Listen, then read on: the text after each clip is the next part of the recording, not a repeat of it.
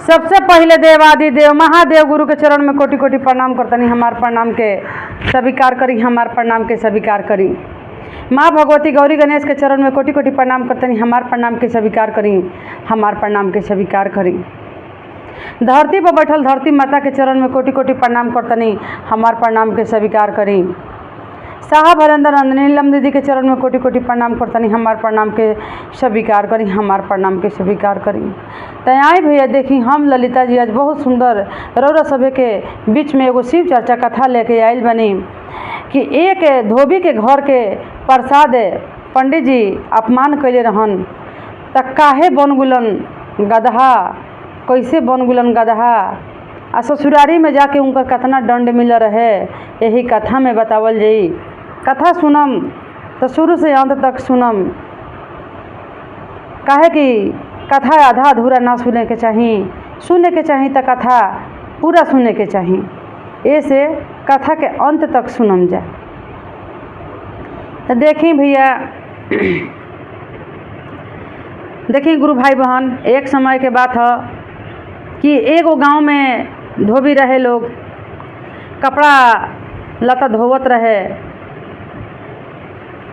धोबी के जौन काम होखला जाति पाति में तब बढ़ले बा कि जे जौन जात बन के आइल बा वो अपन काम करबे करेला। भगवान के इहे रीत बा, इहे भगवान बना के हमनी के धरती पर भेजले बानी। धोबी बाने तो धोवे के बा कपड़ा, ग्वाला बाने तो दूध बेचे के बा। ऐसा ही करके बेचारा धोबी रहन, उनकरा कपड़ा हर कोई से अछूत कपड़ा, अछूत का कपड़ा, अशुद्धि कपड़ा, शुद्धि कपड़ा, सब कपड़ा इनकरा घर में आवत रहे धोए खातिर। धोबिन धोवत रही, धो धा के कपड़ा लता सुखा के प्रेस करके जेकरा देवे ले के रहे देत लेत रही। समय 3 घंटा महादेव गुरु में निकालत रही। 3 घंटा समय महादेव गुरु में निकालत रही। रोज शिव चर्चा में जाइ हैं आ 3 घंटा के समय बड़ा शांति से बैठ के शिव चर्चा करत रही। नहा धोआ के डेली जात रही। हाथ गोड़ में के जौन नाखून होखला नाखून काट ली हैं, अलता नाखून पालिश ले भर लेत रही। गोड़ हाथ शुद्धि से अपना जात रही शिव चर्चा में। जब जास तब महादेव गुरु से कहस कि हे महादेव गुरु, हमरा के एगो बेटा दे दी, हमरा के एगो बेटा दे दी ये महादेव गुरु। राउर चरनिया हम कबो ना छोड़ब। महादेव गुरु के कृपा से गुरु बहना उनकरा एगो बेटा भइल। जब उनकरा बेटा भइल तो मन में बड़ा श्रद्धा भइल धोबिन के कि ई बेटा हमार, हम जौन करम कनी कपड़ा धोवतनी घर घर से ले आके सबके छूत अछूत सब धोवतनी, हमार बेटा ई काम ना करी। हे महादेव गुरु, हमरा बेटा के ऐसन बुद्धि ज्ञान दे दही, अतना पढ़े लिखे में तेज कर दही कि दुनिया समाज हमरा बेटा के आदर भाव से देख आ 2 गो रोटी खाए के रोजी रोजगार दे दे। हम बड़ा बढ़िया नौकरी सर्विस दे दे हम, तो हमारे बेटा के कपड़ा धोवे के ना पड़ी। हमरे से हद कर दही हे महादेव गुरु। बेटा से तो सबके प्रेम होखला ए गुरु बहना, सब कोई उतने प्रेम करला। हर माता पिता अपना बेटा बेटी से ऐसे ही प्रेम करेला। जैसे ही धोबिन जब चर्चा में जास, जब कहीं पूजा करस, इहे बात कहस कि हे महादेव गुरु, हमरा बेटा के नौकरी दे दही, हमार बेटा कपड़ा ना धोवो। हे महादेव गुरु, हमरा बेटा के नौकरी दे दही, हमार बेटा कपड़ा ना धोवो। हमारा बेटा के नौकरी हो जाई तो हम बड़ा धूमधाम से चर्चा करवाइम अपना घर में, सब गुरु भाई बहना के बुलाइम, हमरा के नौकरी हमरा बेटा के दे दी। कहते कहते ये गुरु बहना उनकर बेटा जब सियान हो गई बड़न, जवान हो गई बड़े, तो देखी महादेव की कृपा से बहुत लायक निकल गुलन, बहुत लायक निकल गुलन। आ उनकरा रोजी रोजगार मिल गई, सरकारी नौकरी सर्विस मिल गई, नौकरी पर चल गुलन।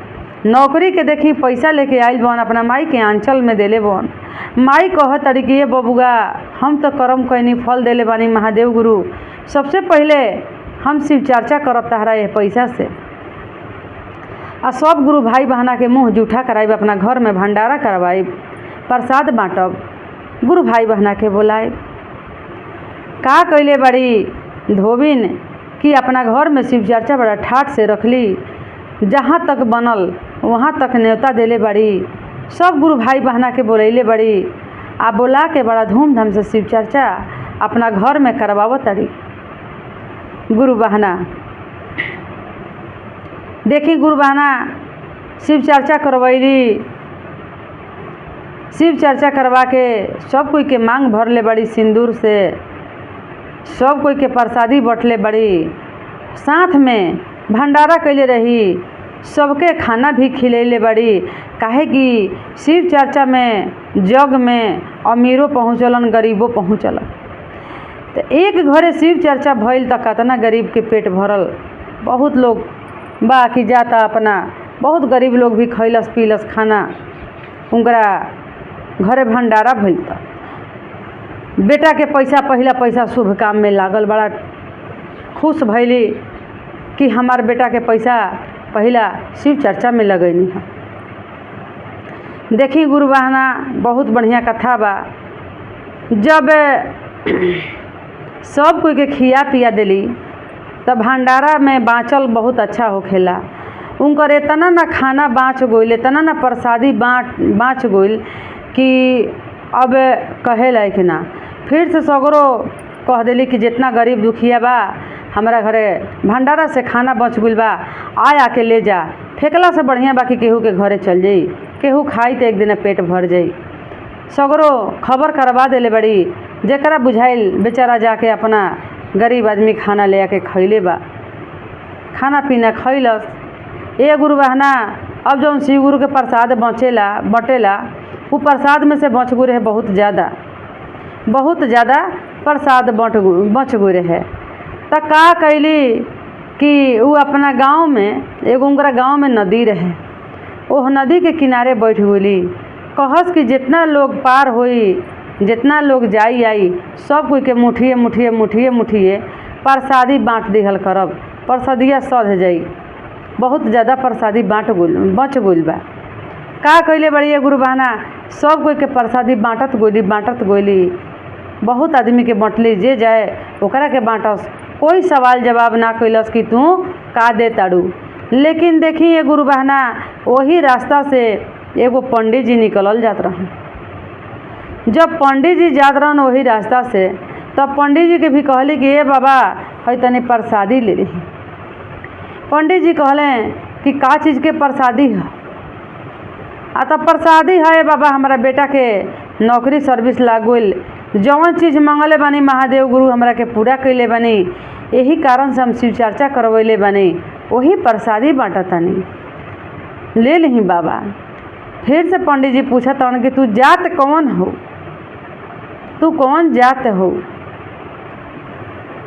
कहले बड़ी कि बाबा जात से का मतलब बा, बाबा भोलेनाथ के शिव गुरु के प्रसादी है, हम जात के धोबी हैं, बड़ा सफाई से रहिला, हम साफ सफाई से प्रसादी लेके आइल बनी।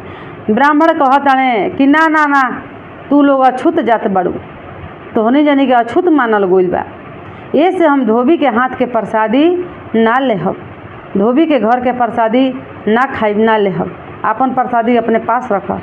गुरु बहना कोई के प्रसादी होके प्रसादी के अपमान ना करे के चाही।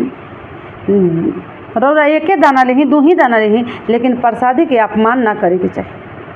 केहू के प्रसादी खातिर दिल ना दुखावा।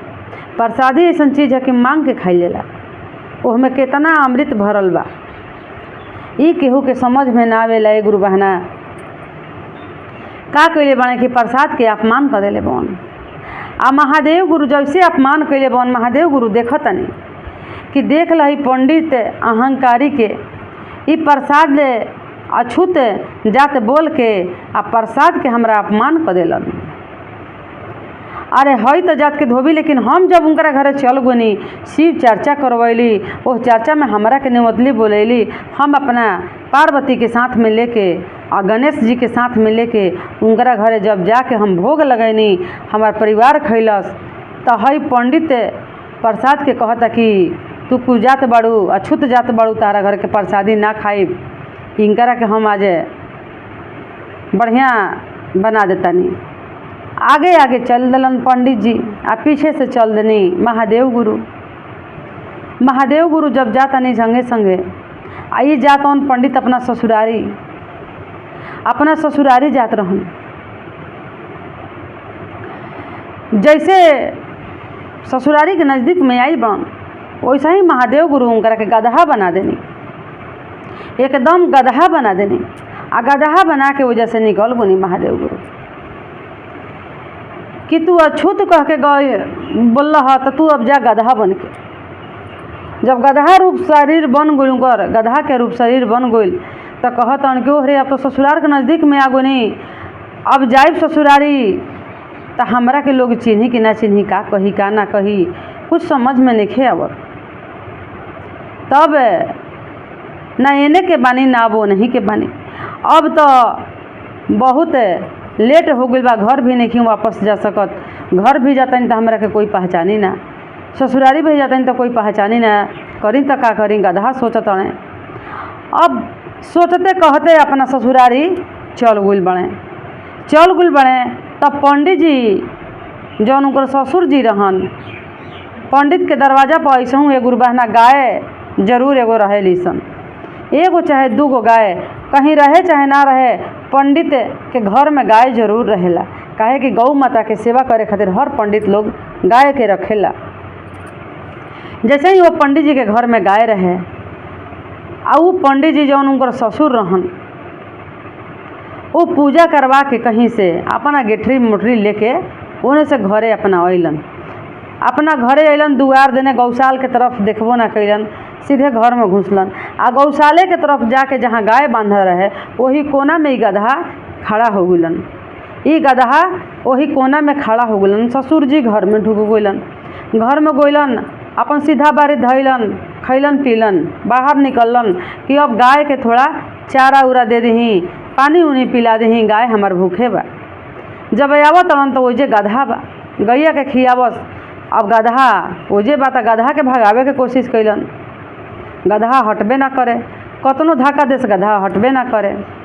तब ओजे गो रखा रहे, गोबर हटावे वाला एगो रहेला, एगो बहना वही रखल रहे, वही उठा के उनकरा पर चलावे के कोशिश कैलन, मारे के कोशिश कैलन। तो गदहा कहतन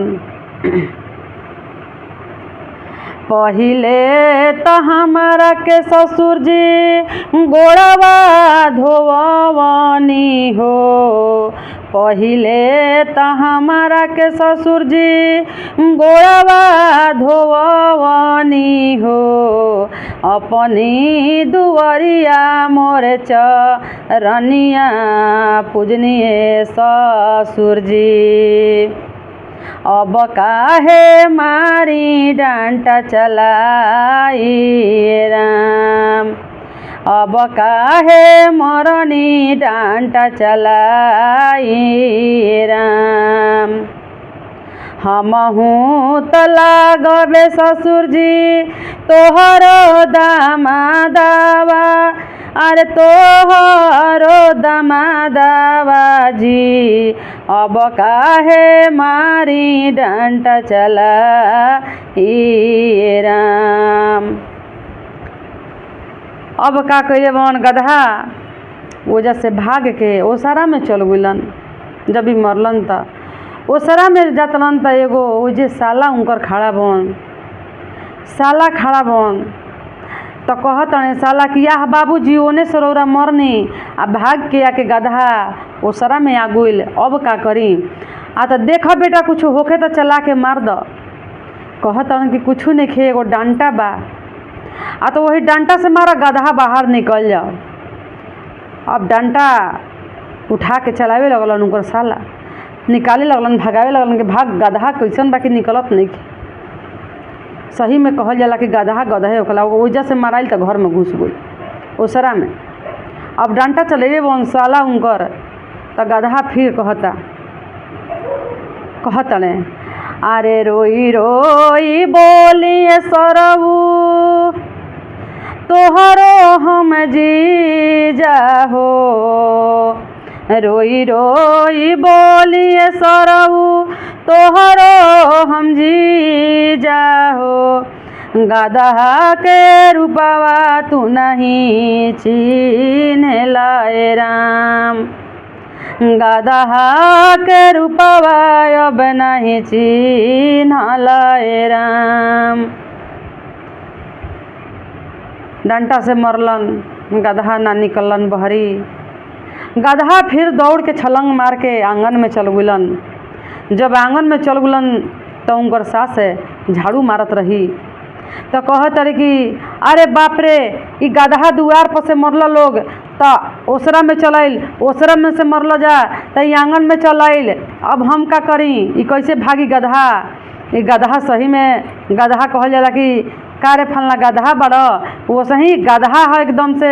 ई गदहा तो सही में कहल जाला कि गदहा बहुत ख़त्म होखेला, एकरा समझ में नहीं आवत कि आंगना में चलाइल, अब का करे के। तब उनकर ससुर जी चिल्लातने कि देखा देखा कहीं कुछ होखे तो मारा, वही से गदहा भागी। तो कहत रही कि हमारे लगे कुछ नहीं खे, झाड़ू बा हमारा हाथ में, का करी, आ तो झाड़ू से ही मारा भगावा ओकरा के आंगन से। तो कहतड़ी जब झाड़ू चलेले बड़े मार झाड़ुआ, जब मार तड़ी गुरुबाना तो गदहा बोलतन, फिर से कहतन गदहा, अरे रोई रोई बोली ना ये सासू जी दोनों हाथवा जोड़ी ना हो, अरे रोई रोई बोली ना ये सासू जी दोनों हाथवा जोड़ी ना हो, तोहरो दामाद बनल गदहा के रूपवा हो, तोहरो दामाद बनल गदहा के रूपवा हो, अब नाही चिन्हलू दामाद जी, अब नाही चिन्हलू दामाद जी। एही रे आंगनवा में सासू लोढ़वा घूमलू हो, एही रे आंगनवा हो सासू लोढ़वा घूमलू हो, हम लागब तोहरो दामाद जी, हम लागब तोहरो दामाद जी।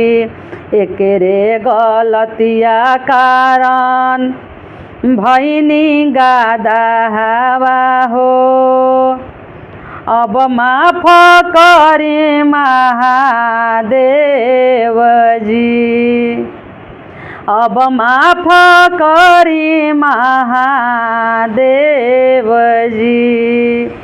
गदहे रूप में अर्जी लगावत महादेव गुरु से, महादेव गुरु से गदहे रूप में अर्जी लगा रहल बड़न। जब सास मरले बड़ी आ गदहा के बोली सास के समझ में नहीं आवा, वो जल्दी कि ऐसे ही गदहा ह, गदहा रूप में बोलता, आऊ माऊ बकता। तब जाके मरले बड़ी, जब सास झड़ुआ चलेले बड़ी तब भागल भागल जाके जहाँ उनकर धनिया उनकर पत्नी ओह पंडित के जो गदहा बन गई रहन, रसोई घर में खाना बनावत रही, रोटी बनावत रही, आ जाके रसोई घर में कोना में छुप गईलन। तो कहतड़ी उ चिल्ला तड़ी कि भैया हो, बाबू हो, दौड़ दौड़ गदहा आगुल बा रसोई घर में। तो कहले बड़न जौन से कि ये बेटी तारा हाथ में कुछ बात चला के मार द, गदहा बाहर निकल जाई। कहतड़ी कि हमरा हाथ में कुछ नहीं खे, हमरा हाथ में तो बेलना बा, रोटी बनावतनी, आ तो मारा वही बेलना से कि गदहा बाहर निकल जाओ। का कइले बड़ी उनकर धनिया कि गदहा पर बेलना चला के आ मारा तड़ी। बेलना से जब मारा तड़ी तो कहतड़े, अरे रोई रोई बोली ना ये धनिया तोहरो सजनावा हो, अरे रोई रोई बोली ना ये धनिया तोहरो सजनावा हो, हम हैं स्वामी जी तोहार जी, हम हैं स्वामी जी तो हार हो। एकरे गलतिया कारण भैनी गदहावा हो। नहीं चिन्हलू धनिया मार हो। नहीं चिन्हलू धनिया मार हो। एकरे गलतिया कारण भैनी गदहावा हो। एकरे गलतिया कारण भैनी गदहावा हो। नहीं चिन्हलू धनिया मार हो। नहीं चिन्हलू धनिया मार हो। तब उनको धनिया कहतड़ी कि ए पिताजी भैया ई गदहा कहतड़े कि हम हैं तुहार स्वामी जी, तहार सजनवा हैं, तहार स्वामी हैं। ई गदहा इसे कैसे कह सकता? एहमे का राज बा? आ तो कुछ नहीं के बेटी, मारा कि भागो, गदहा निकल जाओ। तब वो अपना माता पिता के बात सुन के मार बेलना जब मार लगली, गदहा बहरी निकल लगलन। जब गदहा बहरी निकल लगलन तो पूरा परिवार उनकर पंडित जी के पर गइल बा उनकर के मारे खातिर। सब कोई अपना आप के, कोई झाड़ू ले लेबा, कोई डंडा ले लेबा, कोई कुछ ले लेबा, गुरु बहाना सब कोई मारे खातिर निकल गइल बा उनकर के मारता। मारत लखेदला बा लोग, जंगल के रास्ता धरा दिले बा। जब जंगल के रास्ता धरा दिले बा तो महादेव गुरु कहतनी कि बस एकरा बहुत ज़्यादा सजा मिल गइल। ई जौन गलती कैले रहन, प्रसाद के अपमान कैले रहन कि धोबी के घर के प्रसाद ह। जाति पाति ना देखे के चाही, सफाई देखे के चाही कि साफ सुथरा बा कि नहीं खे। ध्यान दही वो पर, ओकरा के समझाई जे सफाई से भी नहीं के रहत, ओकरा के समझाई कि सफाई से कैसे रहे के चाही, साफ सुथरा कैसे रहे के चाही। जाति पाति पर ध्यान ना देवे के चाही। ई जात समझ के, कुजात समझ के, अछुद्ध बोल के हमरा प्रसाद के अपमान कर ले रहन। इनकरा के बहुत बड़ा दंड देनी। ओह के चलते सगरो लात खैलन, डंडा खैलन, मार खैलन। अब इनकरा के असली रूप में हम कह देतानी। महादेव गुरु, भोले भंडारी, अवघरदानी, देखी गुरु बहाना का कैले बनी कि जितना परिवार लखेले रहे मारे खातिर, तो जाके कहतनी जोगी के भेष में पहुँच गइल बनी। आ कहतनी कि अब बस कर दो, लोग बहुत मार मरला, गदहा के इतना मार ना मारे के चाही। तू लोगन बोलता धन के इतना मार देला लोग। ई तो एगो के न कौन पाप कैलन, कौन गलत कैलन, क्यों कर में ई गदहा बनल बड़न। एक काम कर, कुछ समय खातिर तू लोग आँख बंद कर ल, हम देखतनी ए गदहा के बारे में। अब का कैले बड़न, सब लोग की आँख बंद करके कोई मुंह घुमा के खड़ा बा। आ जोगी महाराज का कैले बनी कि अपना कमंडल से जल निकाल के उनकरा पर छिड़क देले बनी। जब जल छिड़क देले बनी ये गुरु बहना, तो ऊ अपना रूप में आ गुलन पंडित जी। खूब सुंदर जैसन रहन पंडित, अपन वही धोती गमछा पहन ले पगड़ी बंधले खड़ा हो गुलन।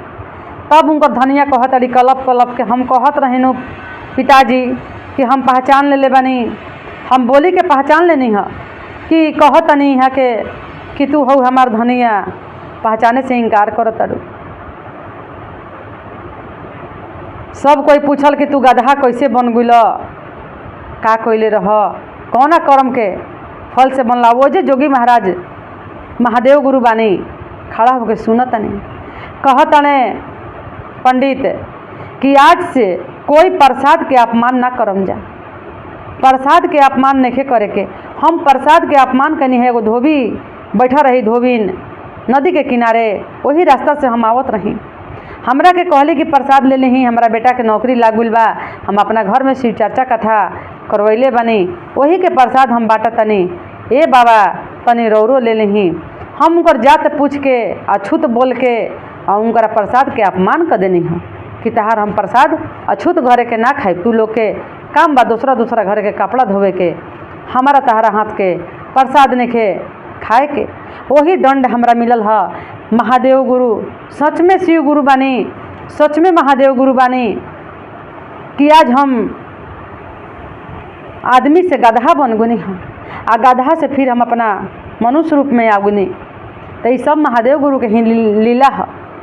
तो देखी गुरु बहना, कोई गुरु बहना लोग होके जाति पाति पर ध्यान ना दही कि कौन कौन जात बा, अछूत जात बा, छोटा जात बा, सबके जन्म कर्म भगवान ही अपने हाथ से ही महादेव गुरु भेजले बनी।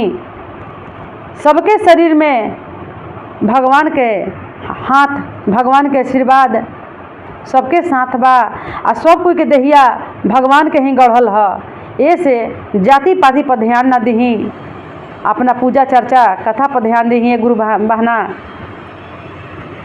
इहे कह के, अतने कह के अपना कथा के हम ललिता जी विराम देतनी महादेव गुरु के चरण में, समाप्त करतनी कथा के महादेव गुरु के चरण में। हर हर महादेव, हरि हरि महादेव, हरि हरि महादेव, हर भोला हर शिव, हर भोला हर शिव।